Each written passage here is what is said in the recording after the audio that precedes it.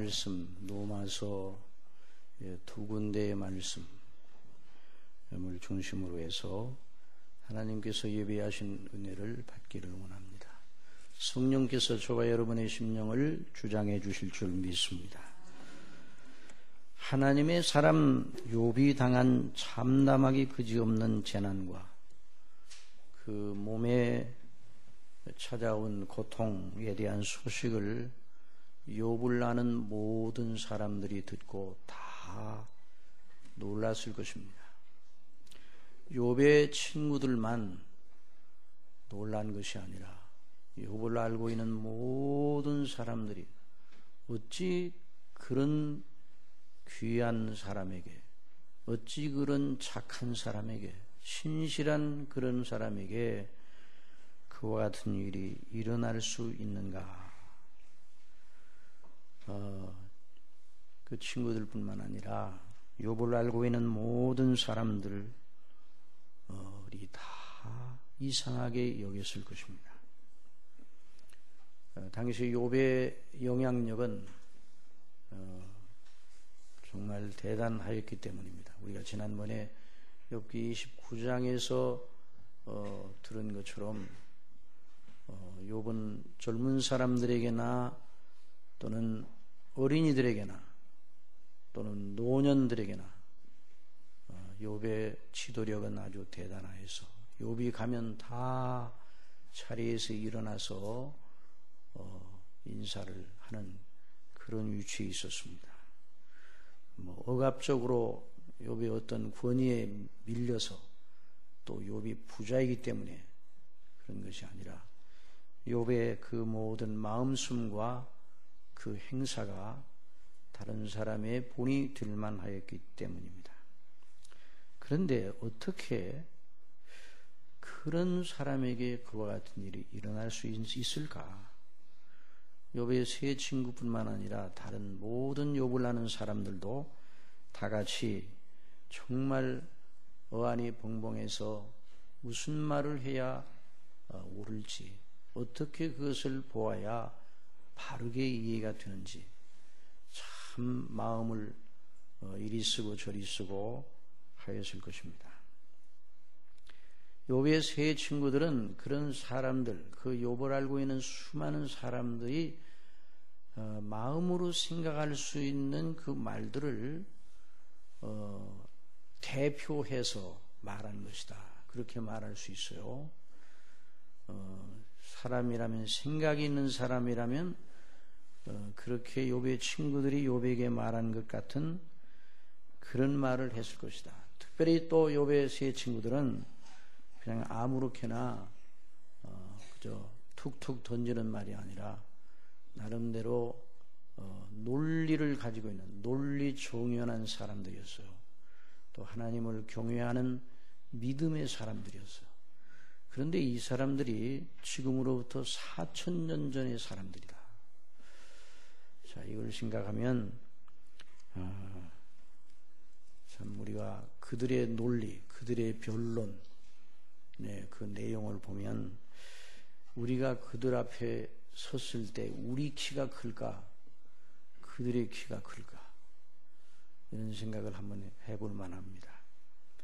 그들의 문명의 수준은 참으로 오늘날 우리가 누리는 문명과는 비교가 되지 않을 만큼 낮았습니다. 4000년 전이니까 철기를 사용하기 있었겠지만은 역사적으로 초기 단계에 있었을 것이고 철기나 석기 또는 토기를 사용하던 그런 시대였습니다. 또 어둠을 밝히는 데 있어서 조명도 횃불이나 호롱불 같은 이런 수준이었을 것입니다. 전쟁의 도구들도 활과 칼이 고작이었을 것이에요.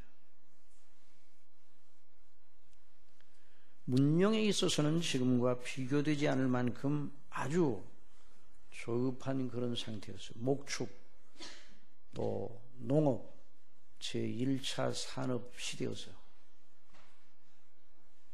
그러나 욥기를 보면 그들의 그 쟁론하는 그 그 수준, 변론의 수준을 보면 오늘 현대인들은 그들 앞에 난장이들이에요.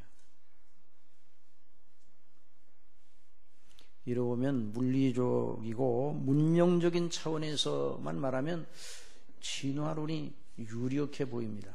진화론이. 그러나 인간 존재의 가치와 본질의 차원, 곧 정신적이고 영적인 면에서 보면 진화론이 설 자리가 없어요. 시대를 따라 사람들은 계속 더 퇴화하였어요. 진화가 아니라 퇴화하였습니다. 사람들은 더 천박해지고 더 저급해졌습니다. 오늘 이 시대도 그런 면에서 현재 진행형이에요. 계속 영적이고 정신적이고 사람의 그 사상과 그 마음의 방향이 계속 내리막길을 걸어가고 있어요.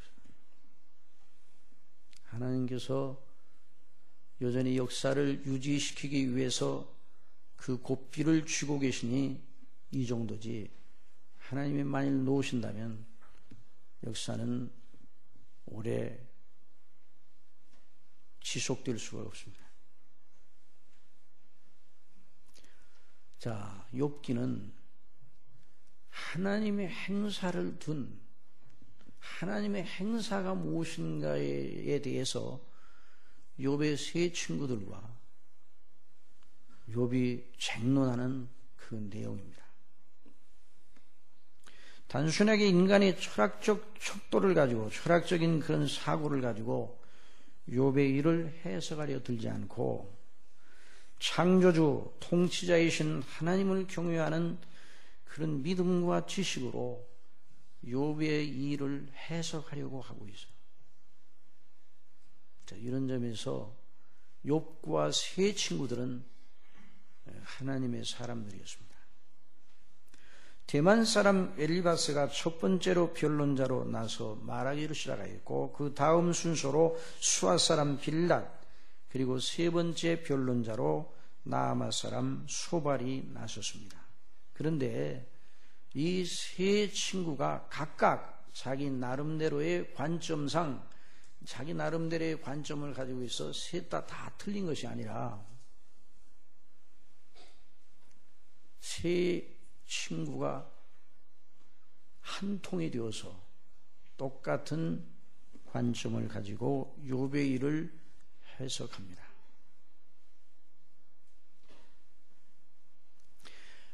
무엇인가 그 내용이, 하나님께서는 인간의 죄와 악에 대하여 공의로 징치하시는 하나님이시다. 자, 이것이 욥의 세 친구의 변론의 기조였습니다. 욥기 4장 7절, 오늘 이제 건너뛴 장면이지만은, 건너뛴 부분이지만은 4장에 보면 대만 사람 엘리바스가 말합니다. 생각하여 보라, 죄 없이 망한 자가 누구인가? 정직한 자의 끊어짐이 어디 있는가?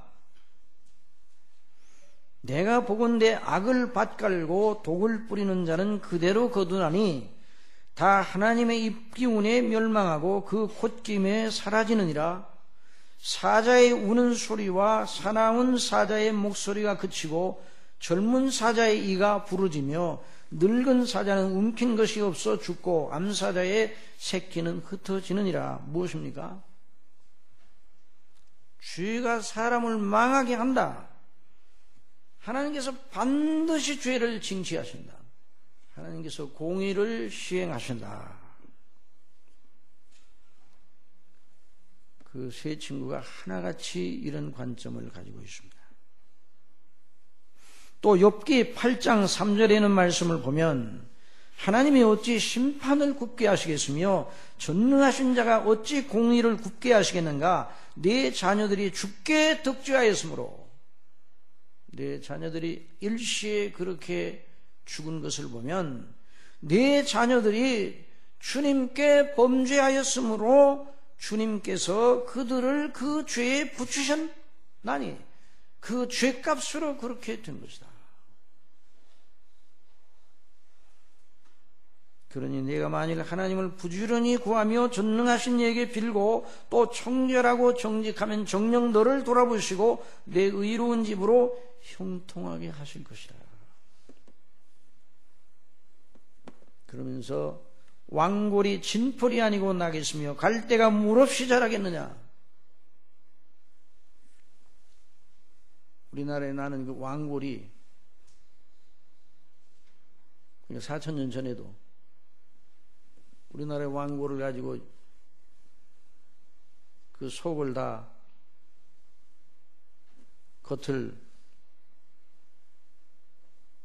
속을 다 빼내고 그 왕골에서 난 것을 가지고 자리를 만들고 그랬잖아요. 근데 왕골이 어디서 자란가? 물론에서 자라요. 물론. 진펄에서 자라요. 갈대가 물 없이 자라요. 이 말은 무슨 말이에요? 죄 없이 그런 일을 당하겠나요?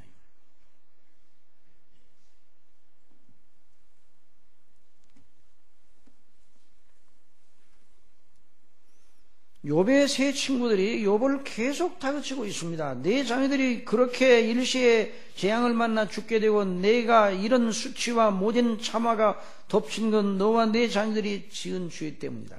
그러니 은밀한 죄를 회개하라고. 하나님의 긍휼과 자비를 구하면 너가 지금 죽을 지경에 있는데 그 죽음에서 건져주시리라. 그 길밖에 내가 살 길이 없다. 이런 식입니다. 자, 세 친구들의 변론에 대하여 욥이 뭐라고 말합니까? 내가 그걸 몰랐구나.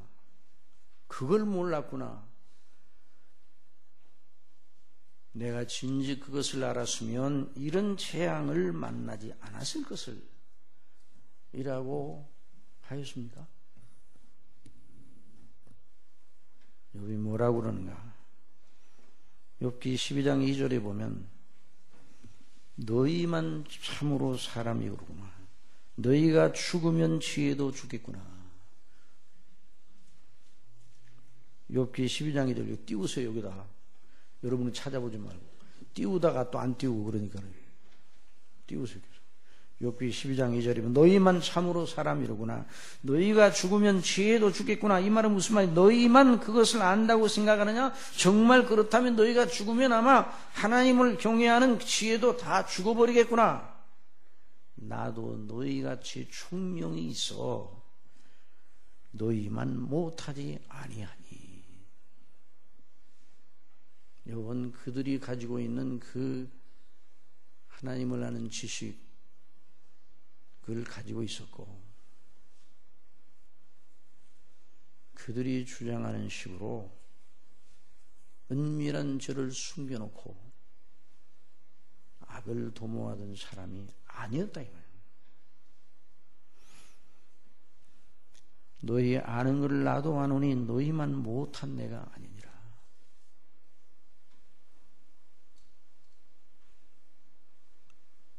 그래서 욥의 항변이에요. 나도 그것을 안다. 죄에 대한 하나님의 공의와 그 죄를 직멸하시는 하나님의 의로우심을 너무너무 잘 알고 있다. 나도. 그런데 너희가 내게 하는 말, 그것이 내 마음을 흡족하게 하지 못하는 거예요. 그래서 욥기 오늘 읽은 6장 24절에 보면 내게 가르쳐서 나의 허물된 것을 깨닫게 하라. 내가 잠잠하리라. 옳은 말은 어찌 그리 유력한지. 그렇지만 너희의 책망은 무엇을 책망하며 너희가 책망을 하는데 내 일에 대한 해석이 적확하지 못하다. 너희의 변론이 이 일을 당한 나를 감동시켜 나로 움직이게 할 만한 힘이 없다. 유력하지 못하다. 너희의 말은 옳아 보이나 마치 비슷해 보이나 정확하게 맞는 열쇠가 아니라 자물통이 있는데 그 자물통을 어떻게 열어야 돼? 유사해 보이는 걸 갖다가 그 자물통에 찌른다고 그 자물통이 열리는 것이 아니에요.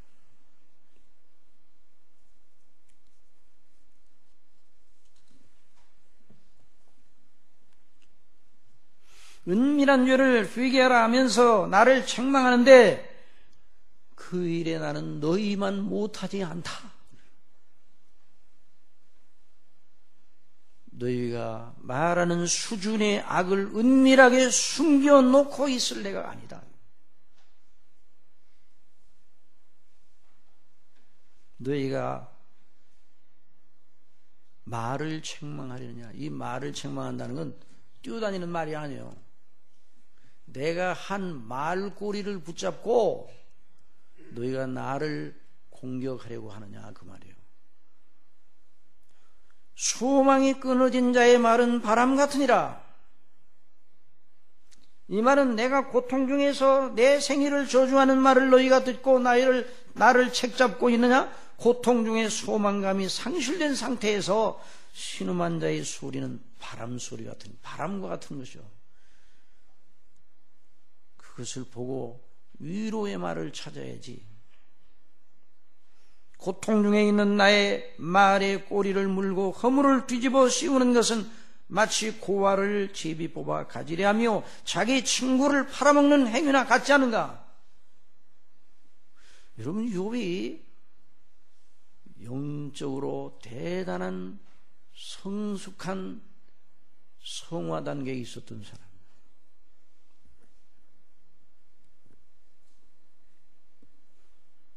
너희는 지금 내 고통의 깊이를 들여다보면서 그 고통을 완화시키기는커녕 더 깊게 후벼 파고 있구나. 이것이 바로 욥의 논리입니다. 자, 오늘 여러분이 잘 주목하면서 따라와야 돼요. 잘 따라오고 계시니까 좋네요.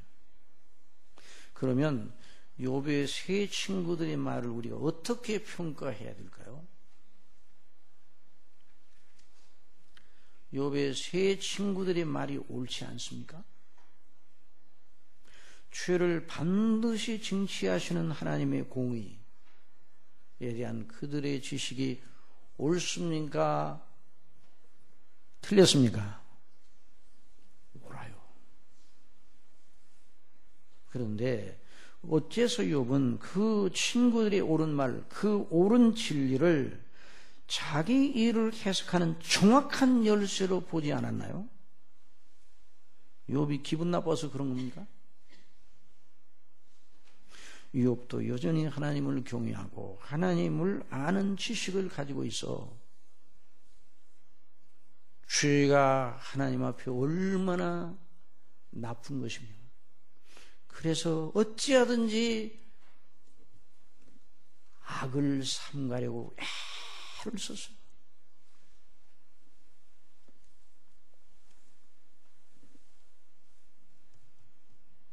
그런데 왜 친구들이 하는 그 말을 욥은 받아들이지 않았는가? 욥이 가지고 있는 어떤 지식이 그로 하여금 그렇게 행동하게 했는가? 욥의 세 친구들의 변론과 욥이 붙들고 있는 것 사이에 무슨 차이가 있는가요? 자, 여러분, 이걸 욥기만 계속 주목하여 연구를 한다고 해서 풀리는 것이 아니에요.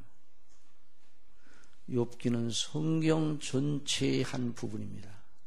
성경이라는 한 몸, 진리의 체계의 한 부분이에요. 그러니 그 욥기만 계속 주목하고 그 욥과 친구들 사이의 변론 속에서 그 해답을 발견해도 발견할 수가 없어요. 그래서 욥기 자체로 해석하지 말고 뒤로 물러가 성경 전체에 비추어서 그걸 봐야 돼요. 특히 로마서의 계시의 빛으로 보면 빛을 얻을 수가 있어요. 여러분, 로마서는 성경 전체가 말하는 복음의 교리를 감추려 놓은 책입니다. 하나님께서 죄에 빠진 당신의 백성들을 그 아들 안에서 구원하시는 은혜의 진리를 감추어 놓은 말씀이 로마서입니다. 사도가 그렇게 자랑하던 복음의 골자가 로마서에 있어요.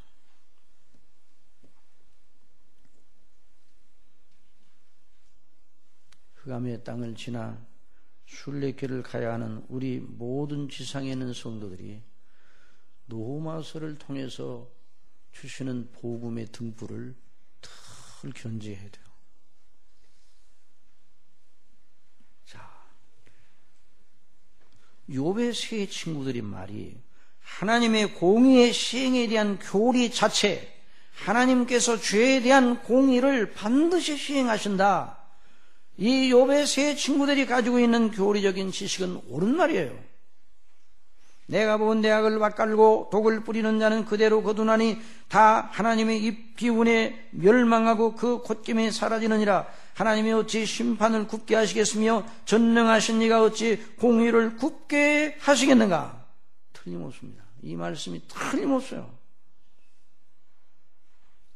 로마서 2장 6절로 10절에서도 똑같은 말씀을 하고 있습니다.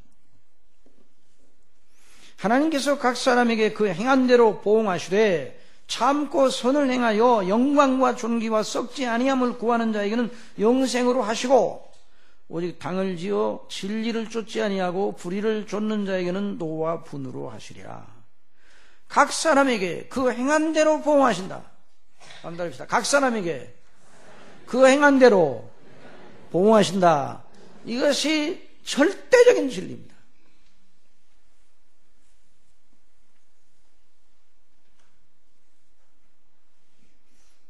악을 행하는 각 사람에게 그 영에게 환난과 곤고가 있을 것이다. 첫째는 유대인에게 또한 헬라인에게며라는 말은 모든 인생이 유대인이든 이방인이든 상관없이 다 모든 해 아래에 있는 인생 전체가 그래요. 선을 행하는 각 사람에게 영광과 존귀와 평강이 있으리니 영광과 존귀와 썩지 아니함을 구하는 자에게는 영생으로 하신다. 행한 대로 보응하시는 분이 바로 하나님입니다. 하나님이십니다. 이걸 잊지 말아야 돼요.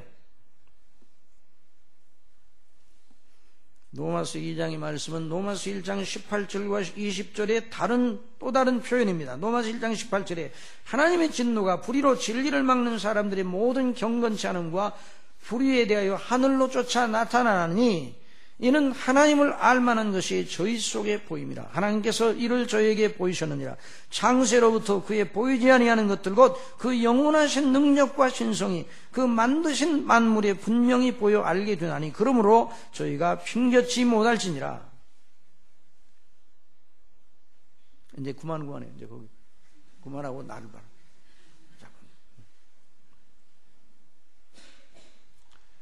그런데 어째서 그 옳은 교리를 욥은 받아들이지 않았을까요? 자기 일을 해석하는 열쇠로 하나님을 경외하며 순전하여 악에서 떠난 자라는 욥기 첫 구절의 말씀이 옳다면 어떻게 욥은 행한 대로 보응하신다는 하나님의 공의의 시행의 진리를 받지 않았을까요? 아닙니다. 욥은 그 교리 자체를 받고 있었고 믿고 있었어요. 그래서 나도 너희 아는 걸 나도 안다. 너희만 못한 내가 아니니라. 그리고 욥은 그걸 믿지 않고 있었던 것이 아니에요. 믿고 있었는데 자기 일에 대해서 그 열쇠로만 풀어서는 안 된다는 거예요.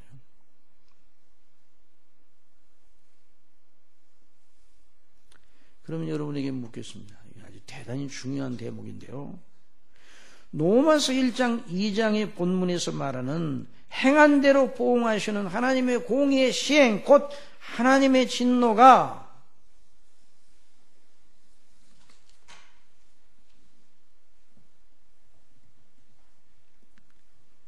어떻게 나타날까요? 자, 여기에 대한 오늘 설교의 대단히 중요한 요점이 바로 여기에 있습니다. 정말 하나님의 공의는 살아있습니다. 여러분, 하나님의 공의는 살아있어 어떤 죄 하나라도 반드시 하나님이 책임을 물으시는 거예요. 시편 139편 기자가 내가 새벽 날개를 쥐고 하늘에 거한다 할지라도 주께서 거기 내 음부의 자리를 펼지라도 주께서 거기 계신다.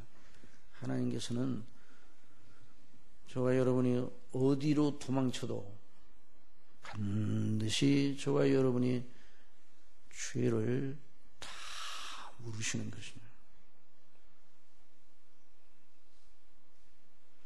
마태복음 12장 36절에 내가 너에게 이르노니 사람이 무슨 무익한 말을 하든지 심판날에 이에 대하여 신문을 받으리니 네 말로 의롭다함을 받고 네 말로 정죄함을 받으리라.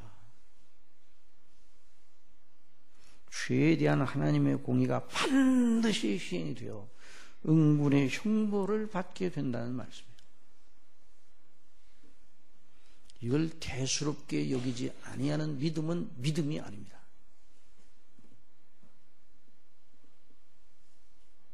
왜 은사주의, 번영신학, 기복주의 이런 것들이 왜 성경이 말하는 복음에 접근할 수 없게 만드는가 하는 것이 바로 여기 있는 거예요.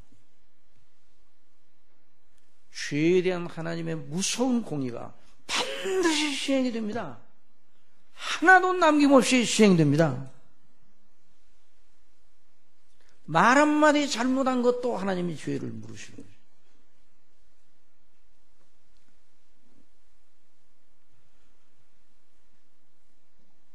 이것이 인생이 짊어지고 있는 이것을 해결하지 못하면 어느 누구도 복이 있다고 말할 수 없어요.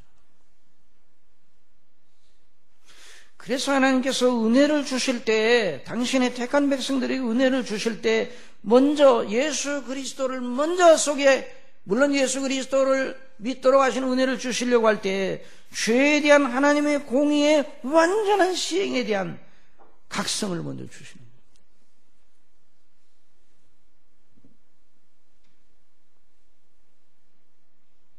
이것을 영어로는 이제 컨빅션이라고, 죄를 뉘우치고 죄에 대한 회유감을 갖게 하고 죄가 얼마나 하나님 앞에 잘못인가를 알게 하고 죄에 대한 하나님의 공의의 무서운 형벌이 어떻다는 것을 알게 되는 단계, 죄의 각성의 단계를 주시는 것입니다.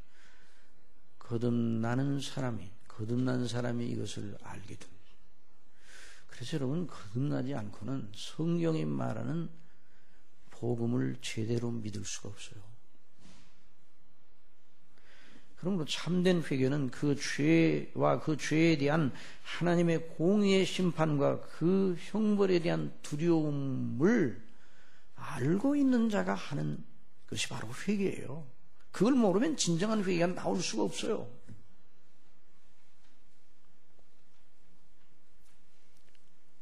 자, 이 말씀을 여러분 잘 들어야 돼요.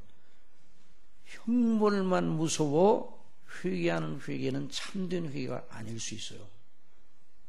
다른 말로 해서 지옥 가기만 두려워 예수님 믿는 거, 지옥 가는 것이 너무너무 두렵죠. 그것이 포함되어 있기는 하지만 그것만 그 믿음의 요건 속에 있다면 그건 믿음이 아니라 이 말이에요. 참된 회개 속에는 하나님의 공의의 정당성, 하나님의 공의가 너무 정당하다는 걸 알아야 돼요. 그 공의 앞에 죄로 인하여 반드시 형벌받을 자신의 입장을 인정하는 것이 함께 들어있어요.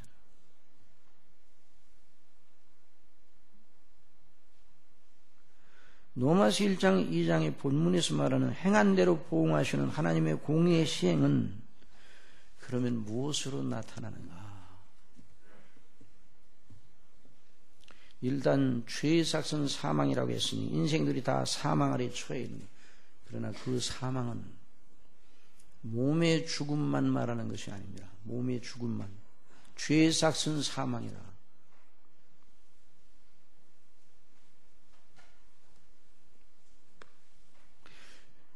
육신적으로 죽으면 공의가 다 시행이 된 것인가?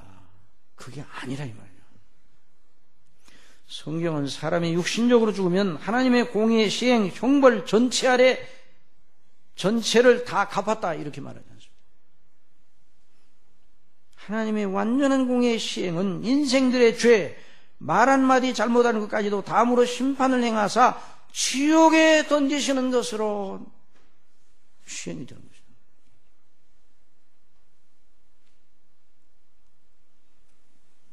하나님의 공의의 완전한 시행은 어디서 이루어진다고요? 어디서 이루어진다고요? 지옥에서 이루어지는 거예요. 지옥에서.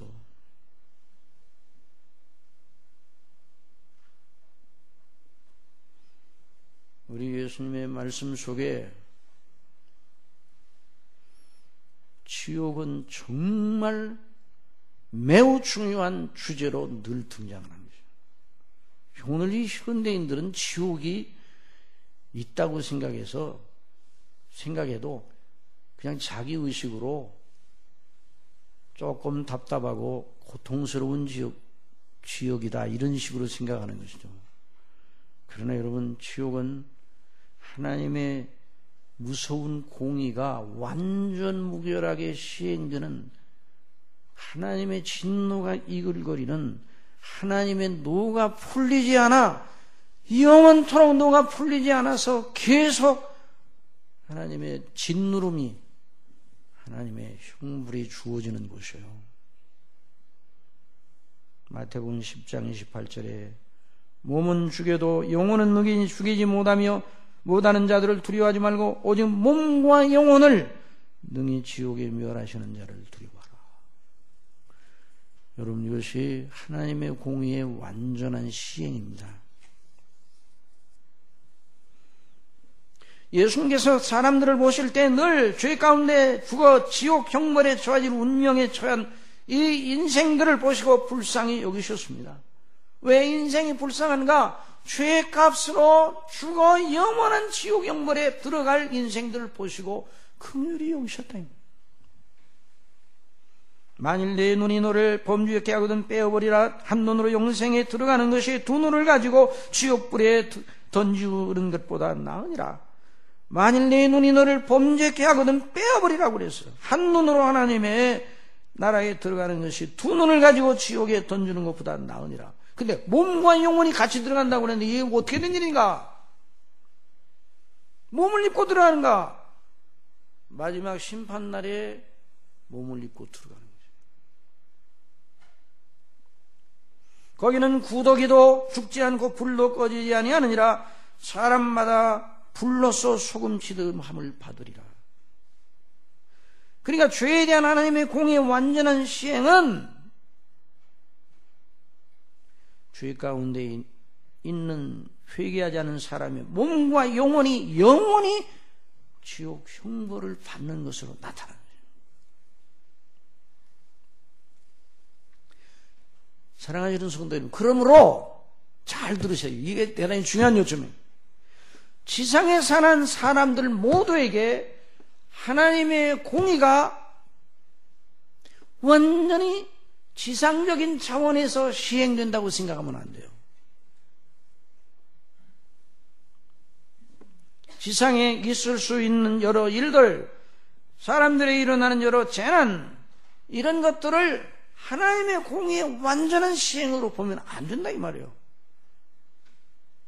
하나님의 통치와 섭리의 지혜로 인생들이 다 알지 못하는 방식으로 이 해 아래 인생들을 인도해 나가시고 주장하시고, 참새 2마리가 한낱 소리에 팔리는 것이 아니냐. 그러나 나는 너희에게 이르노니 너희 아버지께서 허락지 아니하시면 그 하나라도 땅에 떨어지지 아니하시니라. 그러니까 이 세상에 일어나는 모든 일이 다 하나님의 허락이 없이는 되지 않습니다. 하나님이 다 주장하십니다. 그러나 하나님께서 인생들에게 내리는 여러 재난과 이런 불행스러운 일, 그것이 하나님의 공의의 완전한 시행은 아니라 이 말이에요.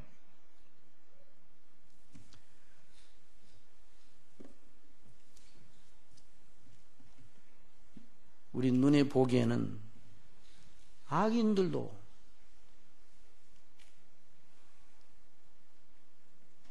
잘 됩니다. 그럼 하나님의 공의가 죽었네요. 있어지는 일 그 자체를 보고 하나님의 공의가 시행된다 아닌다 이걸 생각하면 악인들이 잘 되어나가는 걸 어떻게 이해를 할 수가 있어요? 악한 일에 징벌이 속히 실행되지 않으므로 인생들이 악을 행하기에 마음이 담대하다. 그래서 죄인이 100번 악을 행하고도 장수하거니와. 그러니까 이 지상에 일어나는 일, 어떤 사람이 일어나는 일을 보고 하나님이 저 사람에게 죄값으로 저 사람을 이렇게 처단한다, 이렇게 생각하면 안 된다 이 말이에요. 반면에 잘 들으셔야 돼요. 내가 하는 일이 다 잘 되기 때문에 나를 하나님이 의롭게 보시는가 봐. 내가 하는 일이 다 잘 되는 걸 보니까 하나님이 나를 인정하시는가 봐. 그렇게 해도 안 되는 것이에요.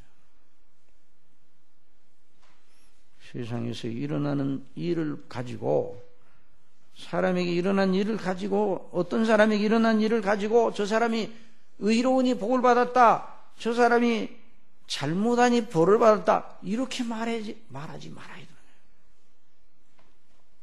시편 73기자가 하나님을 멸시하는 악인들이 잘되고 번영하고 구가하는 걸 보고 큰 시험에 들었었어요. 저희는 죽는 때에도 고통이 없고, 여러분 사람이 죽는 때에 고통 있게 죽는 게 더 복이 있습니까?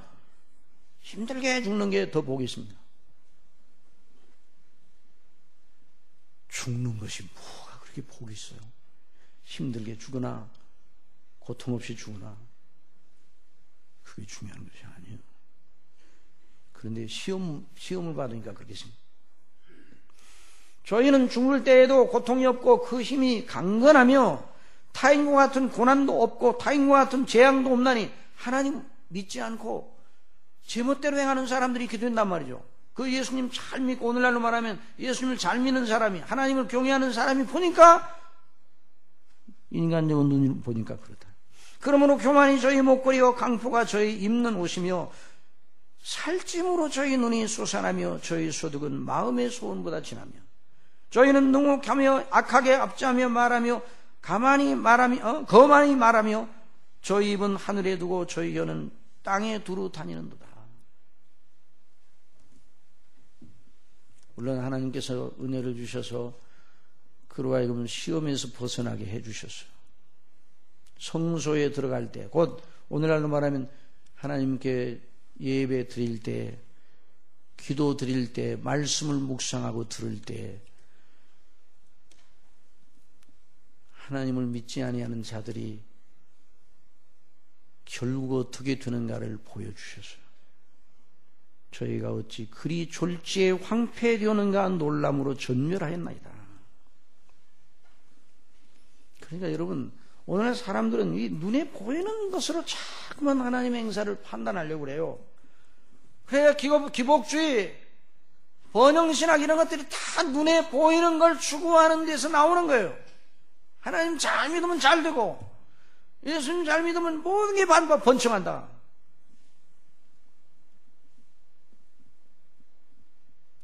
듣기로는 히틀러를 죽이려던 모이가 22회 이상 실패하였다고 합니다. 그리고 그 가담한 자들은 무참하게 처형이 되었어요. 그때마다 히틀러는 뭐라고 말한 줄 아십니까? 하나님께서 나를 사랑하시고 보호하셨습니다, 국민 여러분. 그래서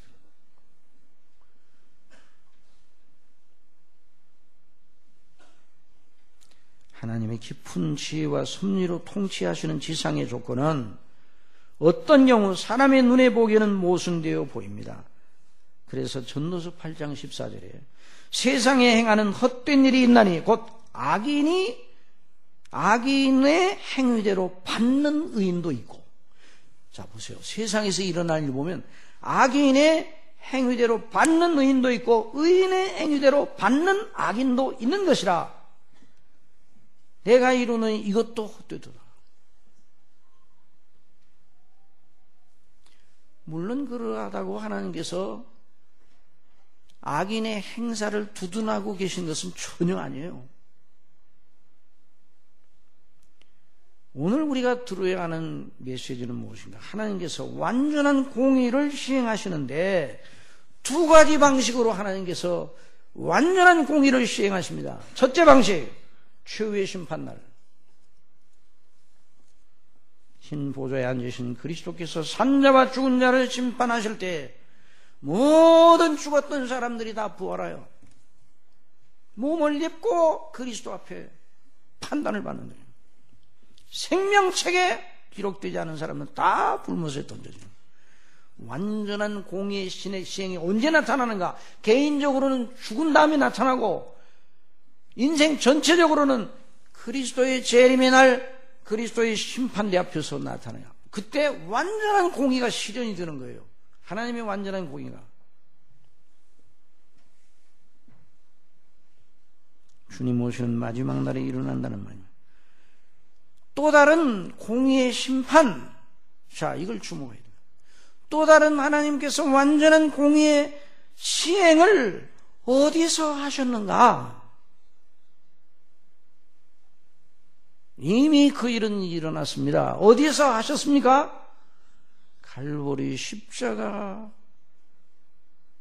그리스도의 십자가에 죽으신 그리스도께 완전한 하나님의 공의가 시행이 되었습니다. 죄 없는 하나님의 아들 예수님께서 마치 죄를 지은 것처럼 죽임을 당하셨어요. 예수님께서 대신 죽으신 택한 백성들의 죄에 대한 하나님의 공의가 완전 무혈하게 시행이 되었습니다. 여러분 믿습니까? 이것이 바로 복음입니다. 이것을 욥기를 통해서 말씀하고자 하십니다.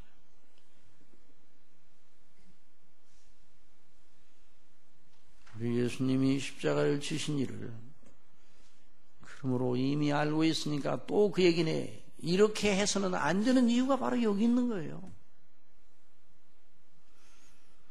예수님 전날 밤 아버지께서 모든 걸 다 하실 수 있사오니 이 잔을 내게서 지나가게 하옵소서.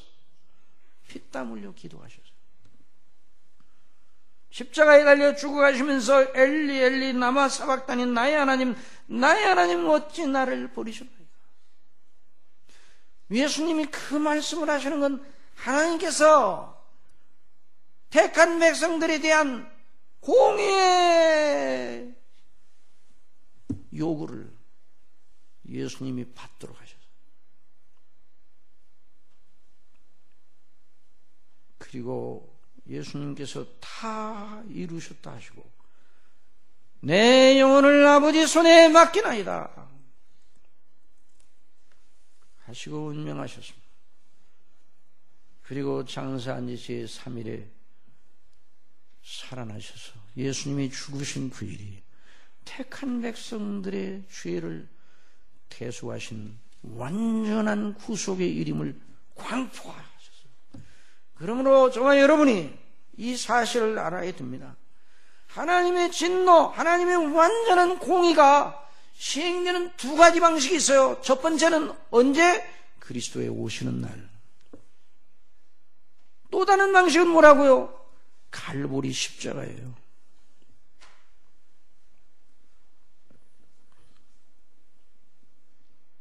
그리스도 예수님을 믿는 사람들에게는 더 이상 하나님의 공의의 시행이 없습니다. 여러분 믿습니까? 이걸 믿는 사람이 참 믿음의 사람이에요.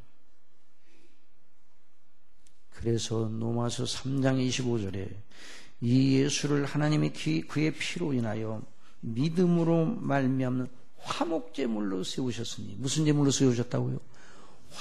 화목이라는 말은, 여기 화목제물이라는 말은 로이드 목사님이 그 노마스 강의를 통해서 말이죠. 화목제물이라는 말은 하나님의 진노가 온전히 부어져서 하나님의 진노가 가라앉아서, 왜? 하나님의 공의를 완전하게 시행하셨어요. 누구 안에서? 그리스도 안에서. 그래서 죄 없으신 그분이 죽으셨어요. 피를 흘려 죽으셨어요. 그래서 그 피가, 하나님의 거룩하신 그 아들의 피가 하나님 앞에 우리가 드려야 할 화목제물이에요. 그러므로 그리스도의 피를 믿는 사람들은 더 이상 하나님의 공의의 시행을 만나지 않습니다. 그러니까 저나 여러분이 잘못한다고 징계하시는 건 공의의 시행이 아니에요. 그것은 잘못한다고 징계하는 건 사랑의 매지. 사랑의 매. 무슨 매요? 사랑의 매, 은혜의 매요. 하나님이 기뻐하시는 아들이니까 징계를 하시는 거예요. 징계는 죽이려고 징계하시는 게 아니에요. 살리시려고 징계하는, 더 생명이 풍성한 가운데 들어가게 하죠. 그러므로 이 예수를 하나님이 그의 피로 인하여 믿음으로 말미암는 화목제물로 세우셨으니 이는 하나님께서 길이 참으시는 중에 전에 지은 죄를 관계하신. 이 말은 무슨 말인가요? 구약시대 백성들의 죄에 대한 하나님의 공의도 완전히 시행하셨어요. 어디서? 바로 십자가, 예수님의 십자가의 죽으심 속에서 시행하셨어요. 아브라함, 다윗, 아벨, 에녹, 딱 구약의 모든 구원받은 하나님의 백성들의 죄에 대한 하나님의 완전 공의 시행이 아직은 이루어지지 않았었어요. 시간적으로 볼 때. 그런데 우리 예수님이 십자가 지실 때 구약 백성들 전체, 구원받은 사람 전체의 죄에 대한 하나님의 공의가 완전하게 시행이 되었어요. 그래서 전에 지은 죄를 간구하심으로, 이건 우리가 이전에 지은 죄를 간구했다는 그 말이 아니에요. 구약시대 백성들, 그리고 신약시대 예수 그리스도를 믿을 모든 하나님의 백성들 전체의 죄를 다 물으시고 그에 대한 공의의 완전한 시행을 하셨어요. 그래서 예수 그리스도를 믿는 사람들은 죄 사함을 받고 의롭다 하심을 받고, 그래서 26절에 보면 곧 이때에 자기의 의로우심을 나타내사. 뭐를 나타내셨다고요? 하나님의 공의로우심을 나타내셨어요. 나타냈다는 건 공의가 이렇다 이걸 보여준 정도가 아니라 공의를 완전 무결하게 시행하셨단 말이죠. 누구 안에서?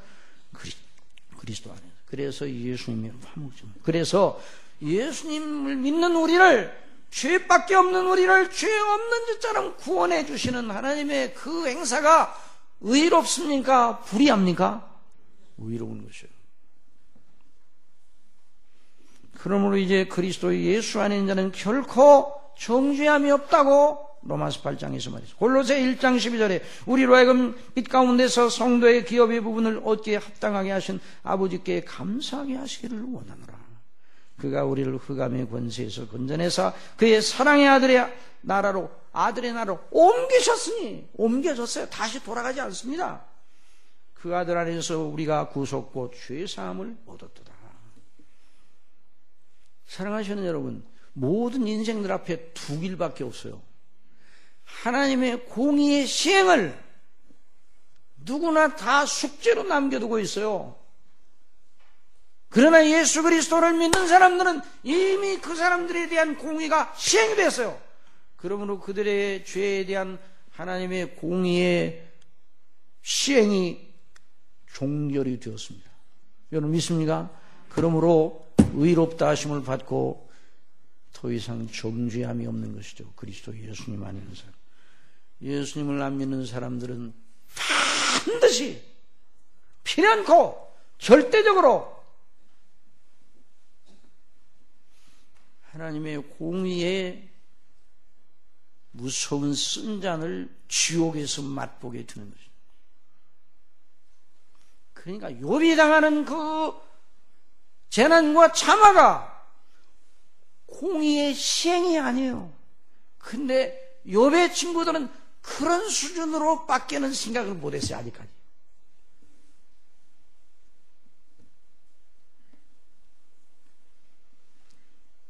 욥은 그것만은 아니라는 것을 알았어요.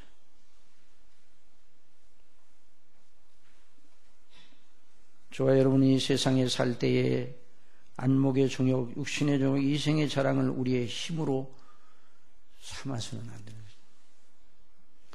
어떤 경우도 그러므로 그리스도 예수님을 자랑해야 됩니다. 그리스도 예수님 안에서 나를 사랑하시고 그 안에서 나의 죄를 사하시고 의롭다 하신 그 하나님의 영광을 인하여 더 기뻐하고 감사하고, 이것이 그리스도인의 사상의 기반이에요.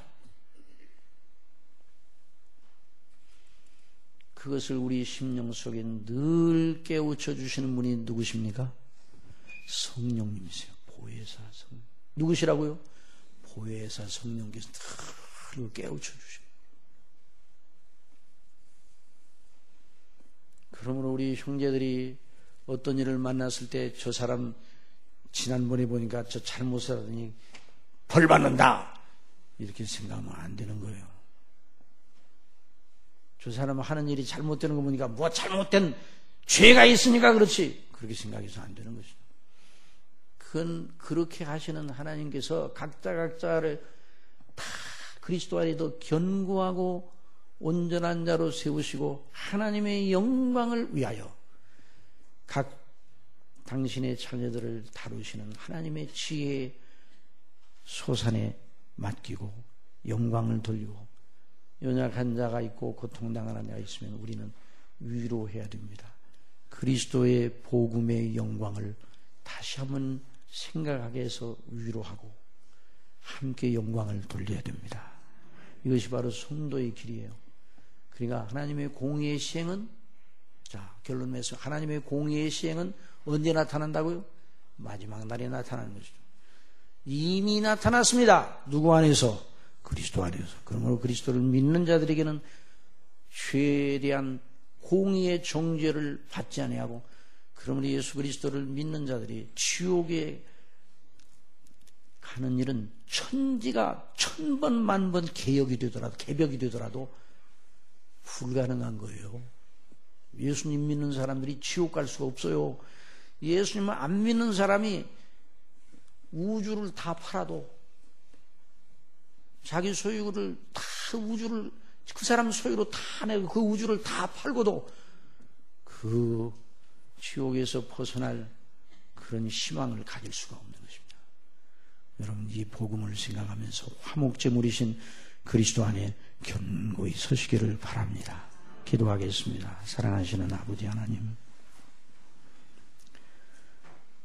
저희 죄를 하나님이 물으시면 어떻게 하나님 앞에 나만할 수 있습니까? 영원한 지옥 형벌을 받을 수밖에 없는 저희들이었습니다.